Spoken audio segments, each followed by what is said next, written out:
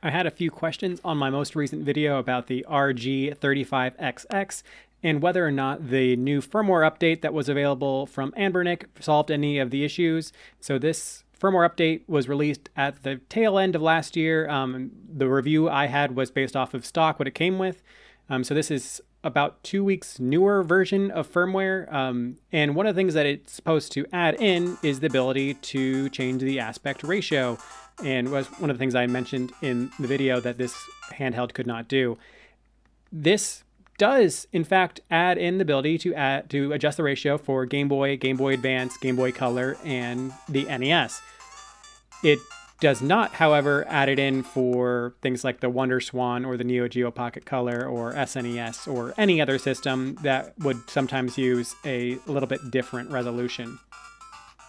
That being said, taking a quick look at what it does do, you can see with Game Boy, it does in fact now have an option to change the display aspect ratio. So you can go from aspect 1:1, overlay, or stick with full screen.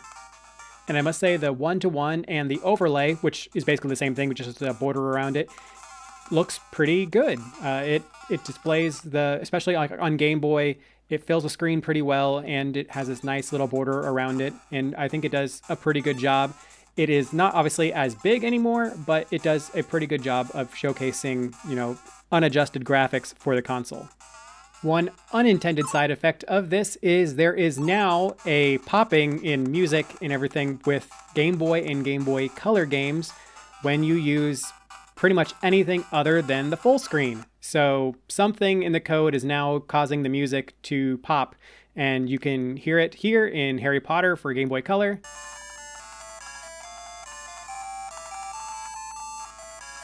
And if I go back to full screen, it is no longer there. This music issue doesn't seem to affect Game Boy Advance or the NES, so it might be because those are based off of a different core. But yeah, for Game Boy, you'll want to stick with full screen for the music's sake. NES, there isn't really an overlay option since the screen resolution is so close to being native and good upscaling. So there's no overlay, and the aspect ratio barely changes anything, so you might as well just stick with full screen.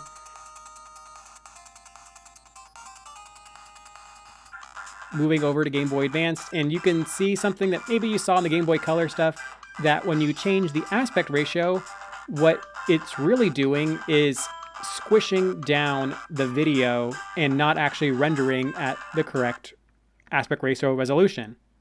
So 1:1 looks fine. With an overlay, also looks fine. Full screen also looks fine, but looking at the aspect ratio adjusted mode, everything gets blurrier.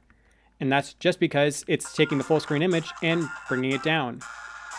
You can't really fix this with the screen filters. Some of them do help a little bit, but as soon as you go back into full screen, you'll notice a distinct upgrade in sharpness.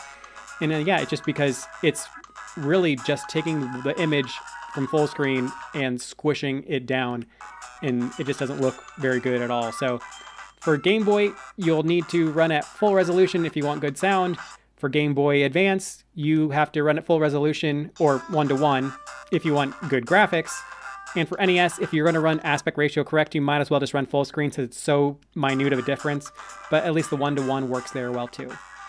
Still, it's good that Anbernic is showing some long-term support on this, so hopefully we get a few more updates and all these issues are ironed out. As always, reviews are points in time, so hopefully when you get yours, if you get yours in the future, it looks and works better than this one does.